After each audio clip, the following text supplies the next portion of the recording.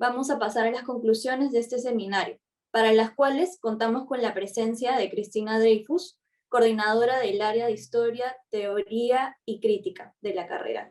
Cristina, te doy la palabra.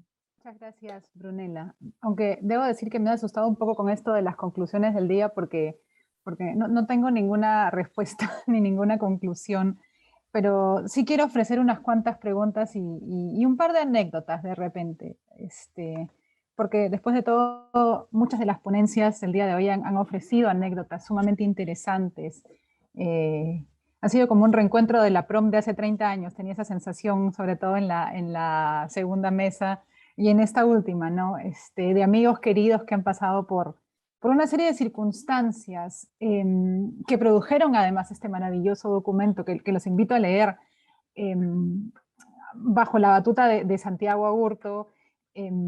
Yo creo que fue en su momento un momento histórico y hacer esta revisión a los 30 años se hace necesario, pero me voy a desviar un poco de eso porque quiero ofrecer algunas reflexiones, aclarando además que yo no me dedico a la conservación del patrimonio, por lo tanto mis reflexiones son un poco tal vez legas de repente, así que con el permiso de los ilustres, algunas de las cosas que he recogido, algunas de las ideas que me han venido luego de escucharlos a lo largo del día. Y para los asistentes, no se asusten, voy a ser muy breve, sé que estamos todos llenos de ideas y de repente con necesidad de un poquito de descanso, así que voy a ir de frente al grano. El primer recuerdo que se me vino fue que cuando yo estudiaba arquitectura, y esto fue a inicios de este siglo, cada cierto tiempo nos mandaban al centro. Anda al centro a buscar columnas, anda al centro a ver órdenes, anda al centro a ver el edificio tal, una casa, un museo, vayan al centro. Cada cierto tanto una tarea tenía que ver con ir al centro. Y al centro íbamos. Y en una de estas visitas, me acuerdo que fue un trabajo grupal, vimos a un señor, a un caballero, en una casa muy antigua, que estaba regando un muro, que estaba parado con una manguerita, echándole agua a un muro de adobe, sin ninguna expresión en particular. Y nosotros, pues, pónganse un poco en el contexto, éramos muy chiquillos, muy poco conocedores, claro, cuando nos mandaban al centro, y creo que, no sé si se nota, pero era como, nos mandan al centro, como quien nos manda a un safari, a un lugar sumamente exótico. Entonces pensamos que era una de las costumbres exóticas del lugar que estábamos yendo a visitar. Este señor estaba regando su muro, una manguerita, un muro de adobe. Y una persona del grupo se armó de valor y le preguntó qué estaba haciendo, ¿no? Cuál es el fin de echarle agua a un muro muy viejo de adobe. Y el señor farfulló algo, se veía un poco incómodo, no soltó ninguna respuesta que nos pareciera, no dijo nada. Pero poco alguien nos explicó, vecinos, si no me equivoco, que lo que estaba pasando es que esa era una casa que había sido declarada monumento y este señor estaba intentando que se cayera abajo. Lentamente, con un poquito de agua cada día, esperaba que eventualmente el adobe cediera y ese muro se cayera abajo. Y claro, ¿cuál es la idea? Que este espacio estaba sujeto a normas. Ahora, yo lo que estoy diciendo es repitiendo la explicación que en su momento se nos dio y entiendo que lo que estoy diciendo no es del todo cierto, pero a lo que voy es cómo es que los vecinos de esta parte del centro histórico de Lima percibían la situación. Percibían que se encontraban en un terreno con muchísimo valor, pero que este valor estaba sujeto a una serie de normas y a una serie de reglas, porque era patrimonio, y que mejor sería que eventualmente se caiga, porque el terreno no es el patrimonio es lo que está encima del terreno. Entonces lo que este señor quería era finalmente tomar posesión de su terreno y poder hacer ahí, no sé, almacén, galería, depósito, pongan ustedes lo que quieran. Y fue sumamente indignante, por supuesto, es indignante, por muchas razones. Entonces nosotros nos indignamos, éramos jóvenes estudiantes de arquitectura, estábamos aprendiendo a valorar este patrimonio edificado y nos enterábamos de esta situación que además se daba. Cuando lo comentamos en clase, los profesores, sí, pues sí, pasa. Y el profesor en ese momento dijo, bueno, son ignorantes, que es una palabra muy fácil de usar. Y creo que dijo algo, no sé si fue exactamente ese profesor en ese contexto, pero voy a decir una frase que en ese momento escuchábamos con alarmante frecuencia. Lo malo del centro es su gente. Era una frase que escuchábamos sin ningún tipo de censura. Por supuesto que es profundamente equivocada.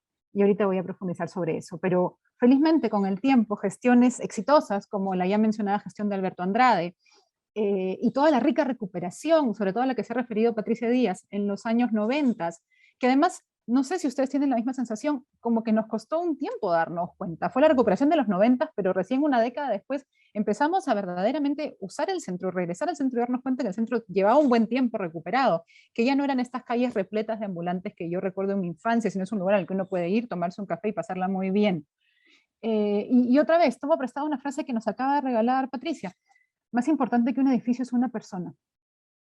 Y creo que esta es una idea que quisiera invitarlos a masticar un rato, ¿no? Entonces, la historia del Señor regando su muro de adobe, que es una historia casi mítica, es un cuento que pasó, pero también puede ser un cuento, nos habla de una actitud que es corriente con respecto al patrimonio. El que vive en una casa, que está dentro de un centro histórico, que tiene el valor patrimonial, o cuya fachada se la pintan cada cierto tanto, sin considerar la calidad de vida del interior. ¿Qué es patrimonio para las personas? ¿De qué les sirve? Y finalmente, otras preguntas. ¿De quién es el centro? Es patrimonio de la humanidad, ¿no es cierto? Pero ¿quién es la humanidad? ¿Quién vive ahí? ¿Quién compra su pan todos los días en la esquina? ¿Quién riega? ¿Qué significa pertenecer al centro histórico de Lima? ¿Cuál es el valor real, cotidiano de la palabra patrimonio? Hoy día, hace un rato, más temprano en la tarde, Paloma Carcedo hizo a los panelistas de su mesa una pregunta interesante. Dijo, ¿qué hacer para que los jóvenes vayan al centro? Y como la conozco y sé que Paloma es muy socrática, voy a hacer una repregunta. ¿Qué ofrece el centro a los jóvenes? O sea, yo no le voy a decir a mis alumnos te pongo 20 si vas al centro. O sea, podría, pero esa no es la situación. ¿Qué pasa cuando no esté yo para ponerles 20? ¿Qué le ofrece el centro a los jóvenes? ¿Por qué los jóvenes habrían de ir al centro? Tienes que tomar un montón de horas de cola en el metropolitano, o si tienes carro, y qué sé yo. ¿Por qué iríamos al centro? ¿Por qué ustedes, no solo estudiantes de arquitectura, sino personas jóvenes, habrían de ir al centro? Y los panelistas han soltado varias ideas, varias hipótesis, y por ahí algunos recuerdos interesantes, y voy a soltar algunas cuantas, pero hubo varias. Por ejemplo, el sueño un poco romántico, pero muy bonito, de convertir la fábrica Bacus en una suerte de matadero. Y justo ayer Paloma hizo una intervención en otro evento, pero me gustó mucho la frase, que un poco dejemos de hacer museos de arqueología todo el tiempo, ¿no? En donde ves 200 huacos todos exactamente iguales, o muy parecidos, perdón, muy parecidos. Y tratar de entender este enorme volumen de patrimonio prehispánico y qué sé yo, puede ser interesante, pero ¿qué es lo que a una persona inquieta, creativa, culturalmente curiosa, ofrece verdaderamente el centro? Y de repente pensar en el arte contemporáneo, pensar en la Bienal de Lima, que es otro recuerdo de mi época universitaria. Cuando fue la Bienal de Arte de Lima, yo me acuerdo esa noche, para empezar, me acuerdo haberle dicho a mi mamá, vamos a ir al centro de Lima de noche. ¿Qué? Vamos a ir al centro de Lima de noche, y es muy seguro, y estoy yendo con amigos, y claro, mi mamá todavía estaba con el chip de los 80 de que probablemente no me iba a volver a ver con vida. Por supuesto, no fue así. Fue un momento muy importante, creo yo, en nuestra formación, porque éramos grupos de gente de todas las edades, caminando de un sitio a otro con un mapita en la mano, y yo no he vuelto a ver eso acá, yo lo he visto en alguna otra ciudad europea, pero fue un momento rico, fue un momento intenso, fue un momento en el que compartíamos un mismo espacio, quienes vivían en él y quienes estábamos de visita para apreciar este arte, y se daban conversaciones porque además era arte contemporáneo, que no siempre es muy fácil de digerir y que provoca estas cosas. Me acuerdo una instalación que por alguna razón alguien había hecho una cama con pastillitas de Panadol. No sé por qué tengo esta memoria en la cabeza, pero eran estas cosas que uno en su momento requiere procesar, y qué mejor que este espacio, que además fue una de las primeras oportunidades, corrígeme si me equivoco, que se peatonalizó un gran pedazo del centro de manera provisional, ¿no es cierto? Era algo que no estaba en el chip de las personas. Entonces, libremente caminar, deambular, ir a la deriva, digamos, situacionistas, ¿no es cierto? De una obra de arte a otra, y conversar en este espacio que además de pronto se iluminaba como nunca se había iluminado antes. Es otro de los grandes recuerdos de una oportunidad que lamentablemente quedó un poco ahí, y de repente podríamos incluso pensar en el Bar Averno, que yo sé que produce sentimientos encontrados, pero que por lo menos traía ahí un movimiento contracultural activo, intenso, un intercambio que creo que en la actualidad, de repente me estoy equivocando, no tiene un espacio, no se da un espacio de encuentro de ese tipo. Y voy a terminar con un recuerdo bastante más reciente. Voy a compartir pantalla. Como son ideas que se me han ocurrido, no, rápidamente he pescado estas fotos de Facebook, así que me disculparán que se vea un poquitín. Ay, perdón, un segundito. Esto sucedió no hace mucho tiempo cuando se diseñó el bypass de 28 de julio, ¿no es cierto? Que todos sabíamos que era un proyecto desastroso y que iba a traer consecuencias desastrosas. Yo sé que esto no está técnicamente en el centro histórico, pero no es de lo que quiero hablar exactamente. Cuando surge este proyecto, y era pésimo, un grupo cada vez más grande de estudiantes de arquitectura y recién egresados empezaron a organizar en torno a este espacio. Ahí hay una pequeña placita que todavía sobrevive, no sé bien cómo, incluso llegaron a acampar ahí, tratando de evitar que se construya este bypass. Y lo interesante de esto es que estos chicos que venían de un entorno de, o sea, estudiaban arquitectura, artes, por ahí habían unos cuantos sociólogos, antropólogos, no sé qué, se les ocurrió empezar a hacer unos conversatorios. Ellos los llamaron al principio clases, pero rápidamente cambiaron el nombre a conversatorios porque se dieron cuenta que no era una clase.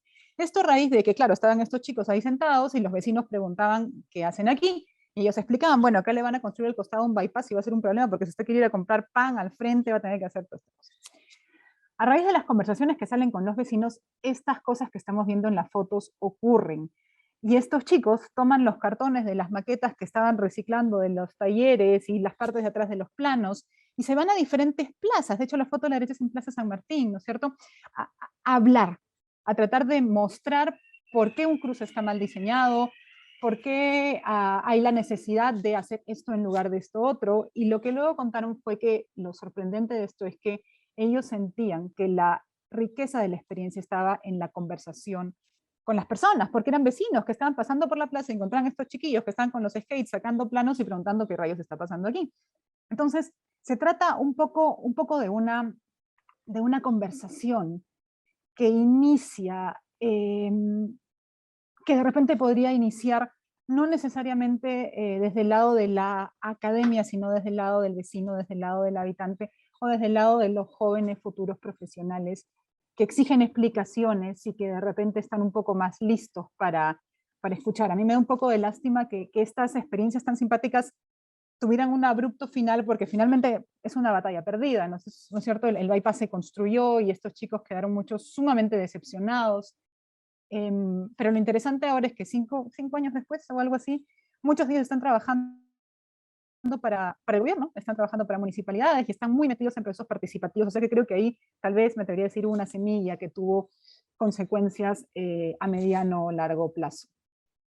Entonces, regresando un poco a las reflexiones del día, y ahora sí acabo, efectivamente es una lástima que sean muy pocos los colegios en donde se enseñe arte, arquitectura, y más allá de la visita de los huesos de San Francisco, como dice Aldo, los chicos no recuerdan o no van o no han ido al centro lo suficiente.